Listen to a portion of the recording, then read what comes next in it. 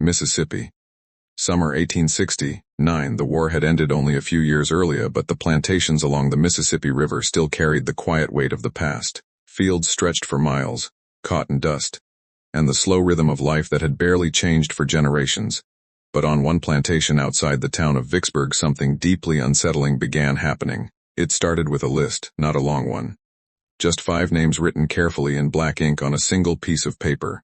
The list appeared inside a ledger kept by a former slave named Isaiah Reed. Isaiah worked as a record keeper for the plantation owner after the war. He was quiet, educated, and known for writing down crop counts, supply records, and daily notes about the land. Nothing unusual, nothing mysterious, until the morning one of the workers died.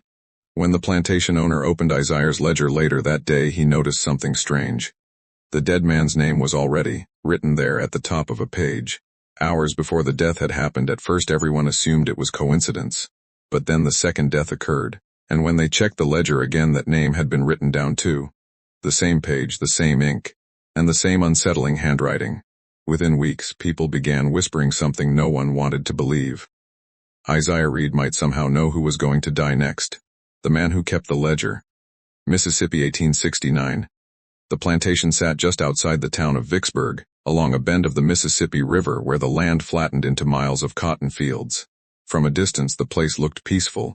White farmhouse, bonds scattered across the property, long rows of crops stretching toward the riverbanks. But anyone who lived there knew the plantation carried the quiet weight of history. The Civil War had ended only 4 years earlier. The world had changed. Slavery had been abolished. But life on the plantation still moved slowly, as if time itself had hesitated to leave. Many of the former slaves had already gone north. Others had moved into nearby towns searching for work. But some remained, not out of loyalty, not out of fear, simply because the land was the only life they had ever known. One of those people was a man named Isaiah Reed. Isaiah was different from most of the men working the fields, was quiet, observant. And unlike many others, he could read and write. That alone made him unusual. But the reason he could read was stranger still. When Isaiah had been a boy, the plantation owner's youngest son had secretly taught him the alphabet. It had started as a game between 2 children, one with books, one without. Over time the lessons continued. Letters became words, words became sentences, and before long Isaiah could read better than most people in the county. After the war ended, that small skill changed his life. Instead of working the cotton fields like the others, Isaiah was given a job inside the plantation office. He became the record keeper. Every morning he sat at a small wooden desk beside a narrow window overlooking the yard. In front of him lay a thick leather-bound ledger. It was an ordinary book, the kind used by plantations for decades. Inside were neat columns for records, crop totals, supply shipments, weather notes, births, marriages, and sometimes deaths. Isaiah wrote slowly, carefully, each entry made with a steady hand. The ink flowed smoothly across the pages. His handwriting became known across the plantation, clean, precise, almost elegant. For nearly 2 years, Isaiah's work remained routine. Nothing strange ever appeared in the ledger, just the daily rhythm of life recorded page by page. But sometime during the spring of 1869, something changed. At first the difference was so small that Isaiah barely noticed it himself. Some mornings when he opened the ledger, he would see faint marks in the margins. Names, written lightly in pencil. At first he assumed he must have written them himself the night before. Perhaps as reminders, perhaps as notes he had simply forgotten about. But the names always felt unfamiliar, and the strangest part was the way they appeared. Never in the same place. Sometimes near the top of a page, sometimes along the edge, sometimes squeezed between lines of completely unrelated entries. Almost as if someone had written them while Isaiah was not looking. The first name that truly caught his attention belonged to a man named Samuel Briggs. Samuel was one of the strongest workers in the fields. Broad shoulders, quiet personality. A man who rarely spoke unless someone spoke to him first. Isaiah noticed Samuel's name one morning written along the margin of a page used for supply records. There was no explanation beside it, no date, just the name. Isaiah stared at the writing for a long time. He did not remember writing it. But the handwriting looked exactly like his. He assumed it must have been some kind of mistake. Later that afternoon, the plantation erupted into chaos. Workers ran from the fields shouting for help. Samuel Briggs had collapsed near the cotton wagons by the river. By the time anyone reached him, he was already dead. The doctor later said it had been his heart, sudden, unavoidable. But that evening when the plantation owner entered the office to record the death, He opened the ledger and immediately noticed something unusual. Samuel Briggs' name was already written there, at the top of the page, dated that morning, hours before the man had died. At first the plantation owner believed Isaiah had simply heard rumors about Samuel being ill. But Isaiah insisted he had not written the entry intentionally. And when the owner examined the writing carefully, he realized something deeply unsettling. The ink used for the entry was the same ink Isaiah had used earlier that morning. The handwriting matched perfectly. But the entry had been written on a page Isaiah had not yet used that day. For several days the incident remained a quiet curiosity, something strange, but still explainable, until the second name appeared. 3 mornings later, Isaiah opened the ledger and found another entry waiting for him.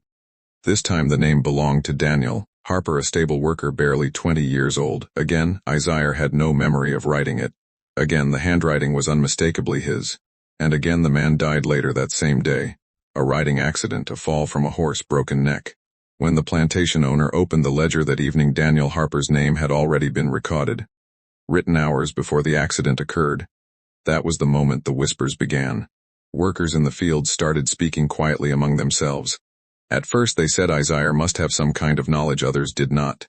Perhaps he heard rumors. Perhaps he noticed signs of illness before anyone else. But as the summer continued, the pattern became impossible to ignore. Every time someone died on the plantation, their name had already appeared inside Isaiah's ledger, sometimes the night before, sometimes days earlier, and each time the writing looked exactly the same. Careful, precise, unmistakably Isaiah Reed's hand. Eventually someone asked Isaiah the question everyone was afraid to say aloud. How do you know who will die? Isaiah gave the same answer every time. Quietly, almost nervously, I don't. And then he would add something that made the story even more disturbing, because Isaiah insisted the names were not predictions. He claimed he never wrote them intentionally. He only discovered them later. Every morning when he opened the ledger, the list was already there, waiting, as if someone had written it during the night. And no one on the plantation could explain how. The night Isaiah tried to stop writing. Mississippi, 1869. By the middle of that summer, the plantation had changed. Nothing about the land itself looked different. The cotton fields still stretched across the river valley. Workers still rose before sunrise, wagons still rolled slowly toward the barns each evening. But the atmosphere among the people had shifted in a way that was impossible to ignore. No one laughed as easily anymore. Conversations ended quickly whenever Isaiah Reed entered a room. And when he passed through the yard carrying the leather ledger under his arm, people began stepping aside as if he carried something dangerous. At first Isaiah tried to ignore it. But eventually even he could not escape the fear growing around him, because the names kept appearing, and the deaths kept following. Some of the entries were written only hours before the deaths occurred. Others appeared days earlier. Once a name appeared nearly a week before the man died. By then the whispers had turned into something darker. Some workers believed Isaiah was cursed. Others believed he had made some kind of secret pact with something they did not understand. But the plantation owner had a different fear. He believed Isaiah might somehow be causing the deaths. One evening he summoned Isaiah into the office. The ledger sat open on the desk between them. 3 new names had appeared on the next page. The owner pointed at them slowly. Explain this. Isaiah stared at the page, his face turned pale. I didn't write these. The owner leaned forward. You expect me to believe that? Isaiah shook his head slowly. I don't remember writing them. The owner slammed his hand against the desk. But it's your handwriting. That part was impossible to deny. The ink strokes, the careful spacing, the precise lettering. Every detail matched Isaiah's writing perfectly. But Isaiah continued repeating the same thing. I didn't write them. The owner studied him carefully. For several seconds the room remained silent. Finally the owner closed the ledger and spoke quietly. Then tonight you will prove it. Isaiah looked up. How? Y'all stay here. The owner pointed at the desk. Y'all keep the ledger with you all night. Isaiah felt his stomach tighten. And if new names appear, well, know who wrote them. The plan sounded simple. But something about it made Isaiah deeply uneasy. Because if the names appeared again, it meant someone else had to be writing them. And the office had only one door. That night the plantation grew quiet earlier than usual. Workers returned to their cabins. Lanterns slowly went dark across the property. Inside the office, Isaiah sat alone at the desk. The ledger lay open in front of him. A single oil lamp burned beside the book, casting long shadows across the wooden walls. Outside, the sound of insects filled the warm night air. For the first hour, nothing happened. Isaiah simply watched the blank page. His eyes followed the smooth lines of the paper again and again. No names appeared, no marks, just empty space. Around midnight the silence inside the room began to feel heavier. The oil lamp flickered slightly. Isaiah rubbed his eyes. He had not slept well in days. But he refused to look away from the page. Because if the names appeared he wanted to see exactly when they were written. Sometime after midnight something changed. At first Isaiah thought it was only his imagination. But slowly the air inside the room felt colder. The flame of the oil lamp bent slightly as if touched by a faint breeze. Isaiah glanced toward the door. It remained closed. The window behind him was shut as well. Yet the room continued growing colder. Then he heard something, not outside. Inside the office, a soft scratching sound, like the faint movement of a pen against paper. Isaiah froze. The sound came from directly in front of him. From the ledger, he looked down slowly. The page remained open blank, but the scratching sound continued. Isaiah leaned closer, and then he saw it. The pen he had placed beside the book had begun moving, not quickly, not violently, just slowly sliding across the page, as if an invisible hand was guiding it. Isaiah jumped backward from the desk. The pen continued moving, across the blank paper, forming letters, one by one, carefully, deliberately. Isaiah watched in horror as the first name appeared. The writing looked exactly like his own, but he was standing several feet away from the desk. The pen finished the first name, then paused. For a moment the room fell silent again. Then the scratching resumed. Another name began forming beneath the first. Isaiah could barely breathe. He stepped closer to the desk, unable to look away. The second name finished. Then the pen stopped moving. The room returned to complete silence. For several seconds Isaiah simply stared at the page. Two new names now filled the top of the ledger, written neatly, carefully, just like every other entry. Isaiah slowly turned toward the door. He ran outside and shouted for the plantation owner. Within minutes several men returned to the office carrying lanterns. Isaiah pointed at the ledger. No one was here, he said. No one. The owner stepped toward the desk and examined the page. The ink was still wet. Two names, written, clearly at the top. The owner read them aloud, and when he finished, the room grew completely silent, because everyone present recognized the names immediately. They belonged to two men who were still alive, standing only a few hundred yards away, sleeping inside their cabins. And for the first time since the strange entries began appearing, everyone in the room understood something far more terrifying. The ledger was not recording the past, it was recording the future. The death that tried to escape the ledger. By the following morning, the plantation was no longer simply afraid of Isaiah Reed. Now it was afraid of the book, the ledger, the thick leather volume that sat on the desk inside the office, its pages filled with neat lines of ink and careful handwriting. For weeks it had quietly recorded the daily life of the plantation, crop shipments, weather, births, supplies, but now everyone believed it was recording something else, deaths that had not happened yet. And two new names had appeared the night before. Two men who were still alive. Two men who were now fully aware of what the ledger said about them. Their names were Henry Wallace and Caleb Turner. Both had been working on the plantation since before the war, strong men, experienced, men who had survived years of hardship. But when they heard their names had appeared in the book, their confidence disappeared almost immediately. Because by that point the ledger had already proven something no one could deny.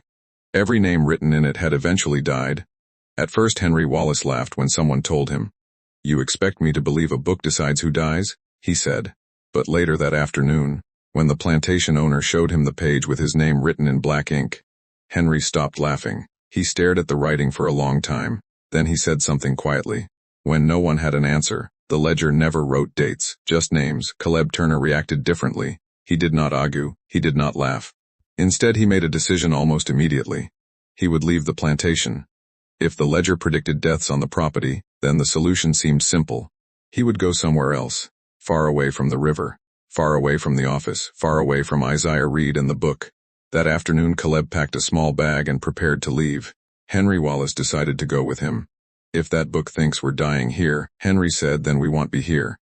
By sunset the two men were ready. A wagon had been prepared, 2 horses, enough supplies for several days of travel. Their plan was simple. They would head north toward Jackson and find work there, somewhere the ledger could not reach them. Before leaving, Henry walked once more toward the plantation office. Isaiah Reed stood in the doorway holding the ledger. Henry looked at him carefully. "You didn't write those names on purpose, did you?" Isaiah shook his head slowly.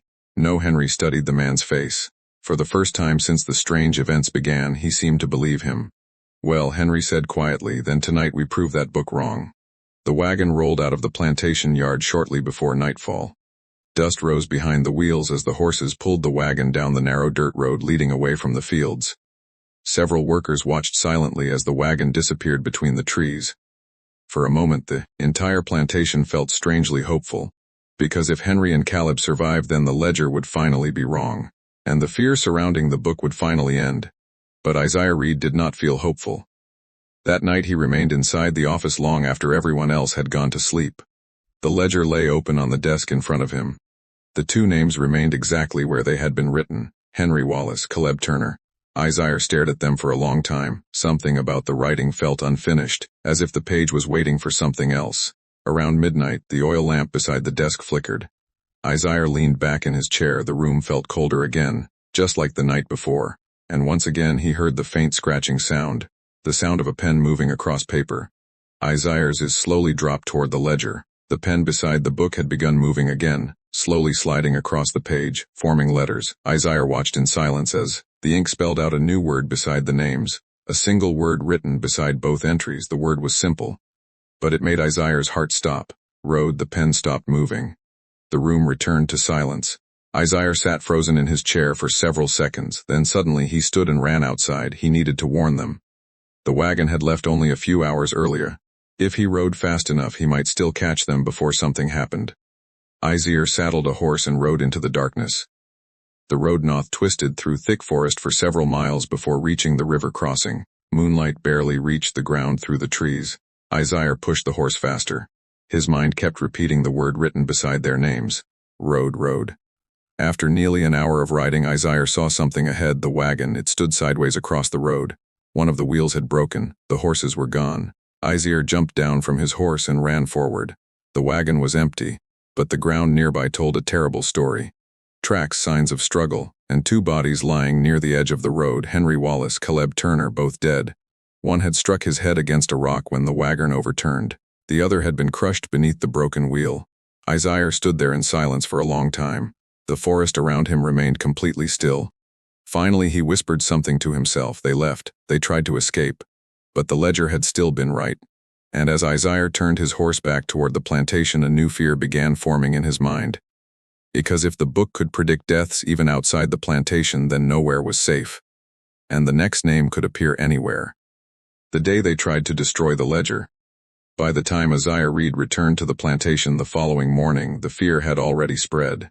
Word travels quickly in places where people share the same roads, the same wells, and the same fields. By sunrise, nearly everyone on the property knew what had happened. Henry Wallace and Caleb Turner had tried to escape the plantation, and both of them had died on the road before reaching the next town. Exactly as the ledger had predicted. No one said the word aloud, but everyone was thinking the same thing. The book could not be wrong. Isaiah tied his horse outside the office and walked slowly toward the building. His clothes were covered in dust from the night ride. His eyes looked hollow from exhaustion. Inside the office, the plantation owner was already waiting. The ledger lay open on the desk between them. The page with the two names remained exactly the same. Henry Wallace, Caleb Turner. Beside each name their word written the night before remained clearly visible. Road. The plantation owner did not look at Isaiah when he spoke. Tell me again what happened. Isaiah repeated the story quietly. The broken wagon, the dead horses, the bodies beside the road. When he finished, the room remained silent for a long time. Finally, the plantation owner closed the ledger slowly. That book has to go. Isaiah looked up. What do you mean? I mean we burn it. The decision seemed simple. If the ledger was somehow predicting deaths, then destroying the book might end the strange pattern entirely. But Isaiah felt uneasy the moment he heard the plan. You don't know if that will stop it, he said. The owner looked at him sharply. You think I'm going to keep a book that writes people's deaths before they happen? Isaiah had no answer. Because the truth was he did not understand the ledger any better than anyone else. Within an hour several men gathered outside the office. Workers, stable hands, field supervisors, everyone wanted to see what would happen. The plantation owner carried the ledger outside and placed it on a wooden table in the yard. A metal bucket of kerosene sat nearby. Isaiah stood several feet away watching quietly. Something deep inside him felt wrong about the moment. Not fear, something closer to warning. The owner picked up the bucket and poured kerosene slowly across the leather cover. The liquid soaked into the pages. The smell spread quickly through the warm morning air. Then he struck a match. For a moment he hesitated. The flame burned softly between his fingers. Let's see how powerful that book really is, he said. He dropped the match onto the ledger. The kerosene ignited immediately. Bright orange flames erupted across the leather cover. Smoke began rising into the air. At first nothing unusual happened. The fire burned steadily. The leather darkened. Pages curled inward as the heat increased. Several workers nodded quietly to each other. Perhaps the strange events would finally end. But then the wind changed. A sudden gust swept across the yard. Not strong. Just enough to bend the flames sideways. The fire flickered strangely. Instead of spreading across the book, the flames began dying down. Within seconds, the fire had nearly vanished. Only small wisps of smoke rose from the ledger. The owner stared at the table. The leather cover remained blackened but intact. And when he opened the book again, the pages inside were untouched. Not a single one had burned. Someone in the crowd whispered something. "It doesn't want to burn." The owner ignored the comment. He grabbed the bucket and poured the remaining kerosene directly onto the book. This time he lit another match and held it to the soaked pages himself. The fire returned instantly, brighter, hotter. But the result was exactly the same. Within moments the flames faded again. The pages inside the ledger remained perfectly intact, as if the fire could not touch them. The crowd slowly stepped backward. Even the plantation owner looked uncertain now. Isaiah moved closer to the table and looked down at the open page. For a moment he thought the fire had left the paper completely blank, but then he noticed something. New writing had appeared. 2 lines of fresh ink across the page. Isaiah leaned closer. The words had not been there before the fire started. But they were there now, written in the same careful handwriting as every other entry. The plantation owner stepped beside him. "What does it say?" Isaiah hesitated. Then he read the words aloud. 2 deaths. The owner looked confused. "What does that mean?" Isaiah's eyes moved slowly down the page, and then he saw the names written beneath the words. 2 names, both familiar, both standing nearby in the crowd watching the burning table. Isaiah slowly lifted his head, because one of the names belonged to the plantation owner himself, and the other belonged to Isaiah Reed. For several seconds no one spoke. The wind moved softly through the yard. The pages of the ledger shifted slightly under the breeze, and everyone present realized something deeply disturbing. The book had not been predicting the deaths of others. It had been predicting everyone, including the men who had just tried to destroy it. The night the ledger finished the list. Mississippi, 1869. After the fire failed to destroy the ledger, the plantation fell into a silence that felt heavier than fear. No one wanted to go near the office anymore. No one wanted to see the book. And no one wanted to speak about the 2 names that had appeared after the fire, because both of those men were still alive, Isaiah Reed and the plantation owner, Thomas Carter. For the rest of the afternoon the workers avoided the yard near the office. They moved through the fields quietly, keeping their eyes down, whispering only when they believed no one else could hear them. The air felt tense, as if the entire plantation were waiting for something. Isaiah remained inside the office most of the day. The ledger lay open on the desk where the fire had nearly consumed it. The pages looked exactly the same as they had before, clean, unburned, and near the bottom of the page, written in that careful handwriting, the 2 names remained. Thomas Carter, Isaiah Reed. Isaiah stared at them for hours, not because he believed the ledger anymore, but because he had begun to notice something strange about the way the names appeared. They were not random. They followed a pattern. Every name written in the ledger had belonged to someone connected to the plantation. Workers, stable hands, drivers, field supervisors, people whose lives were tied to the land itself. But the 2 newest names were different. One belonged to the man who owned the plantation. The other belonged to the man who kept the records. Isaiah slowly closed the book. Something inside him had begun to form into a terrible realization. The ledger might not be predicting deaths. It might be recording something else entirely. That evening the plantation owner returned to the office. Thomas Carter looked exhausted. The lines around his eyes had deepened. He closed the door behind him and stood across from Isaiah. "You believe that book?" Carter asked quietly. Isaiah shook his head. "No." "Then explain it." Isaiah hesitated. "I think the ledger isn't predicting anything." Carter frowned. "What do you mean?" Isaiah slowly placed his hand on the cover of the book. "I think it's finishing something." The owner stared at him. "Finishing what?" Isaiah opened the ledger again and pointed at the earlier pages. "Look at the order." Carter leaned closer. Isaiah turned the pages slowly. Name after name. Each person who had died that summer, written neatly in the ledger. But Isaiah pointed to something else. The dates. They formed a strange sequence. Every entry followed the previous one in almost perfect intervals. 3 days, 5 days, 7 days, then 3 again, then 5, then 7. Carter looked confused. "So what?" Isaiah's voice became quieter. "That's not random." The room fell silent. Because suddenly Carta understood it's counting. Isaiah nodded slowly. The ledger wasn't simply writing names, it was completing a list, and if the pattern continued then only 2 names remained, the 2 written after the fire.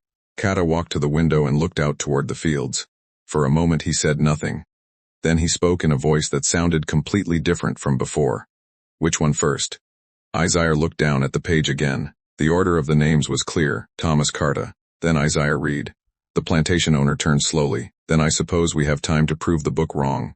Isaiah wanted to believe that. But deep down something inside him already knew the truth. That night the plantation felt strangely calm. The workers had returned to their cabins early. The fields were quiet. Even the wind seemed to move more slowly across the cotton rows. Inside the office the ledger remained open on the desk. The oil lamp burned beside it. Carta refused to leave the room. If the book thinks, "I'm dying tonight," he said, "then I want to see it happen." Isaiah sat across from him. Neither man spoke for nearly an hour. The silence stretched across the room like a weight. Then the scratching sound returned. Soft. Slow, the sound of ink touching paper. Both men turned toward the ledger. The pen beside the book had begun moving again, just like the night before. Isaiah stood immediately. But Carta did not move. He watched the pen with an expression that was almost calm. The pen wrote only one line, a single word beside his name. Isaiah leaned forward. "What does it say?" Carta read it aloud quietly. "Office." The 2 men looked around the room. Nothing appeared different. The desk, the chairs, the lamp. Everything remained exactly the same. Then suddenly Carta began coughing. At first it sounded like a small irritation in his throat. But within seconds the coughing grew violent. Carta staggered backward. Isaiah rushed toward him. "What's wrong?" Carta tried to speak but could not. His face turned pale. His hand gripped the edge of the desk. Then his legs gave out. He collapsed onto the wooden floor. Isaiah shouted for help, but the nearest cabins were too far away. Within moments the plantation owner lay completely still. The oil lamp flickered beside the ledger. The page remained open. Thomas Carta's name sat at the top, and beside it the word written only moments earlier remained clear: Office. Isaiah stood there for a long time. The silence inside the room returned. Slowly he looked back toward the ledger, because now only one name remained on the page, his own. Beneath it the pen had begun moving again. The man the ledger couldn't kill. Mississippi, 1869. After Thomas Carta collapsed on the floor of the office, the plantation entered a state that felt less like mourning and more like quiet surrender. No one questioned the ledger anymore. The workers had seen too much. Too many names written before the deaths happened. Too many attempts to escape the pattern. By the next morning the plantation owner was buried beneath the oak trees behind the main house. No priest was called. No sermon was spoken. The workers simply dug the grave in silence, and Isaiah Reed stood among them, watching the coffin disappear beneath the dirt. Because everyone on the plantation knew something the others did not say aloud. Only one name remained in the ledger now: Isaiah's. That afternoon the office door stayed open. No one wanted to close it. Inside, the ledger remained on the desk exactly where it had been left the night before. The oil lamp had burned out. Air inside the room smelled faintly of smoke from the earlier fire. Isaiah stood in the doorway for several minutes before stepping inside. He had spent the entire morning asking himself the same question. If the ledger predicted every death, why had it written his name last? The page waited on the desk, his name written clearly beneath the others. But unlike the earlier entries, something about this one felt incomplete. There was no second line, no word beside it. No clue about how the death might happen, just the name: Isaiah Reed. For the first time since the strange events began, Isaiah realized something else. The pen had not moved since Carta's death. The scratching sound had stopped. The ledger was silent. Isaiah slowly closed the door behind him and sat down at the desk. He turned the page back and studied the earlier entries again: Samuel Briggs, Daniel Harpa, Henry Wallace, Caleb Turner, Thomas Carta. Every death, every name, recorded before it, happened.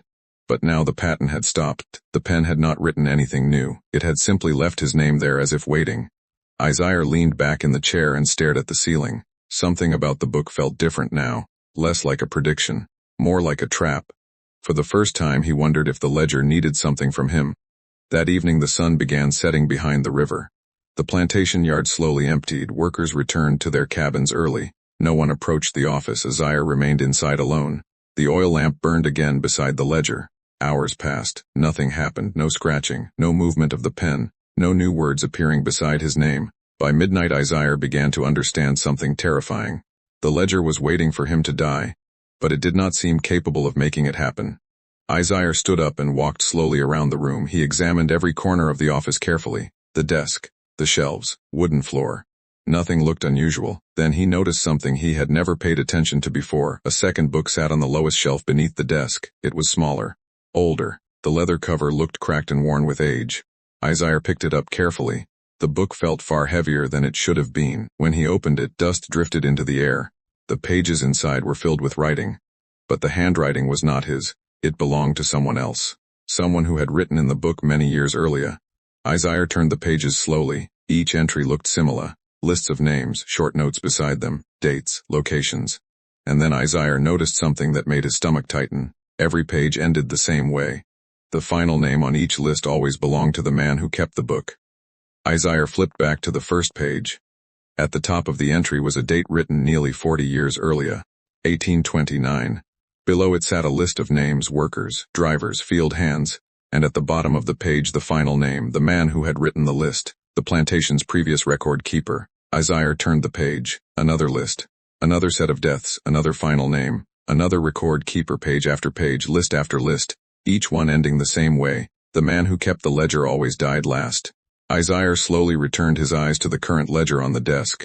For the first time he understood the truth.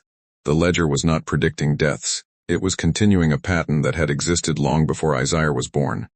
Every generation someone became the record keeper. Every generation the ledger completed another list. And the man who wrote the names always became the final name. Isaiah looked back down at the page with his own name. Then he whispered something to himself. If the pattern always ends the same way, then maybe the only way to stop it is to refuse to finish it. Isaiah closed the ledger. And for the first time since the strange entries began appearing, he made a decision. He would not wait for the book to kill him. Because if the ledger needed someone to complete the list, then perhaps the only way to break the pattern was to stop writing entirely. But as Isaiah blew out the oil lamp and prepared to leave the office, he noticed something else. The pen had started moving again, and this time it was writing something new. The last name the ledger ever wrote. Mississippi, 1869. The scratching sound returned just as Isaiah reached the door. Soft, slow, unmistakable. The sound of ink moving across paper. Isaiah froze in the darkness. The oil lamp had already been extinguished, leaving only faint moonlight spilling through the narrow office window. Yet the sound continued, scratch, scratch, scratch. For a moment Isaiah considered ignoring it. He could simply leave, walk away from the office, walk away from the plantation, walk away from the ledger entirely. But something inside him knew the truth. If the book had been writing names for decades, if the pattern had repeated through generations of record keepers, then simply leaving would not stop it. Slowly Isaiah turned back toward the desk. Moonlight fell across the open ledger. The pen beside the book was moving again, dragging slowly across the page, writing a new line beneath his name. Isaiah stepped closer. His heart beat heavily in his chest because he knew what he was about to see. Another word. Another clue about how the final death would happen. The pen finished the word and stopped. Isaiah leaned over the desk. The single word written beside his name read river. Isaiah stared at the page. For a moment the office felt completely silent. Then something strange happened. The pen did not stop moving. Instead it lifted from the page and began writing again. A second line appeared beneath the first. Slowly, carefully, letter by letter, Isaiah watched the words form. And when the sentence finished, Isaiah felt the ground beneath him shift. Because the ledger had never written a full sentence before. Only names, only clues. But this time the writing was different. The message read, the last name must choose. Isaiah read the sentence again, the last name must choose. For the first time since the strange events began, the ledger had given him something it had never given the others, a choice. Isaiah slowly closed the book. Outside, the river flowed quietly beyond the cotton fields. The Mississippi had always been part of the plantation's life. Water for crops, transport for cotton shipments, a constant presence in the distance. Now the ledger had written the word beside his name, river. Isaiah understood what the book expected. Every previous record keeper had finished the list the same way. They had waited. They had allowed the ledger to complete the pattern. And eventually their own deaths had closed the page. But Isaiah had discovered something the others never had. The smaller book hidden beneath the desk. The record of every previous list. The pattern repeating through generations. If the ledger required a final death to complete the page, then Isaiah had two choices. He could follow the pattern, or he could break it. Near dawn Isaiah walked slowly across the plantation yard. The air was cool. Morning fog drifted across the fields. No one saw him leave. No one followed. He walked the long dirt road leading toward the riverbank. The sky slowly began turning pale gray as the first light of morning appeared above the horizon. The Mississippi River stretched wide and silent before him. The water moved slowly past the shore. Isaiah stood there for a long time, the ledger rested beneath his arm. For the first time since the names began appearing in the book, Isaiah felt something close to peace. Because he finally understood the purpose of the ledger. It was never predicting deaths, it was completing cycles, lists of lives tied to the land, and every cycle required someone to close the page. Isaiah stepped closer to the water. The river moved slowly against the muddy bank. He opened the ledger one final time. The page with his name waited quietly. Isaiah read. Beside it the word remend, river, and beneath that the strange sentence, the last name must choose. Isaiah looked at the writing carefully. Then he did something no record keeper before him had ever done. He picked up the pen. For the first time since the strange entries had begun appearing, Isaiah wrote something himself. 3 words. Short, simple. Clear. When he finished, he closed the book, then he stepped forward and threw the ledger into the river. The heavy leather cover struck the surface with a dull splash. The book sank quickly beneath the dark water. The current carried it away within seconds. Isaiah stood quietly on the riverbank. The fog slowly lifted from the water. For several minutes nothing happened. No scratching sounds, no new names appearing. Just the steady movement of the river. Eventually Isaiah turned and walked back toward the plantation. And from that day forward no new names ever appeared in the ledger again. But many years later, when historians examined the records of the plantation, they noticed something strange about the final page. Because before Isaiah threw the book into the river, he had written 3 words beneath his name. Words that were never explained. Words that no one could fully understand. The final entry read, the last name refused. For years, the people of that Mississippi plantation believed the ledger was predicting death. But in the end, the truth may have been far stranger. The book never chose the names. The book only recorded them. One by one, line by line, generation after generation, until someone finally refused to finish the page. When Isaiah read threw the ledger into the river, the pattern ended. Or at least that is what the surviving records suggest. But historians studying the story later discovered something unsettling. Because the Mississippi River is long, and books carried by water rarely disappear forever. Sometimes they drift, sometimes they sink, and sometimes they are found again, which raises a disturbing possibility. What if the ledger was never destroyed? What if somewhere along the river someone else opened the book and saw the next blank page waiting? Because history has a strange habit of repeating itself. Especially when no one remembers how the pattern began. And if that page was ever opened again, then somewhere someone may already be writing the next list. If you found this story unsettling, you are not alone. Because this was just one file from a long record of unexplained historical events. And the next story may be even darker. So if you want to keep uncovering the mysteries history tried to forget, make sure you resubscribed. Because the next file is already waiting to be opened.